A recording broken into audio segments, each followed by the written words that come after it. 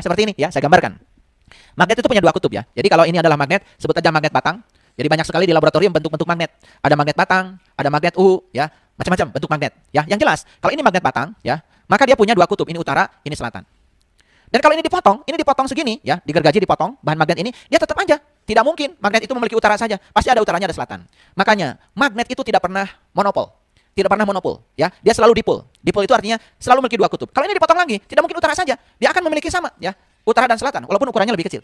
Ini dipotong lagi, dia akan memiliki utara dan selatan, utara dan selatan. Terus dipotong sampai pada tingkat yang elementer. Itu yang disebut dengan dipol. Makanya dipol magnet dalam fisika itu adalah elemen terkecil magnet. Apa itu? Tiada lain adalah atom. Makanya dalam atom itu ada inti atom, ada elektron yang bergerak mengelilingi inti. Dan ketika elektron bergerak mengelilingi inti, dia seperti arus listrik. Makanya dalam fisika itu yang namanya dipol magnet, rumusnya M, itu tiada lain adalah berapa besarnya arus, berapa besarnya luas. Jadi ketika arus listrik dikalikan luas yang dikelilinginya, itu yang disebut dengan dipol magnet. Nah, itulah yang disebut dengan magnet elementer. Maka magnet tidak pernah monopol, selalu dipol. Nah, jadi kalau magnet aja dipol, ada utara selatannya.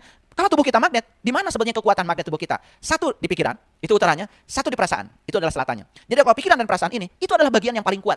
Maka oleh karena itu maka pikiran dan perasaan berpadu, itu yang menjadi sifat magnetis. Maka diri kita ini adalah magnet. Kalau diri kita magnet, kan diri kita bisa menarik semua ya hal yang di sekitar magnet kita. Terserah kita mau menarik apa. Mau menarik yang positif atau menarik negatif, semua urusan ada pada kita.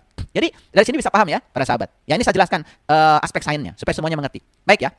Jadi keinginan kita dan rasa cinta itu menciptakan magnet. Sekali lagi, yang saya maksud dengan rasa cinta itu adalah kekuatan positif, bukan rasa perasaan, ya, gitu. Makanya manusia itu cuma dua, ada yang kehadiran cinta, ada yang tidak kehadiran cinta. Makanya begitu kita sadar bahwa diri kita punya cinta, itu kekuatan positif. Tugas berikutnya adalah menggunakan kekuatan positif itu. Nah, menggunakan kekuatan positif namanya mencintai. Jadi banyak orang yang punya cinta, dia punya kekuatan positif, tapi dia tidak mampu menggunakan kekuatan positif itu, ya.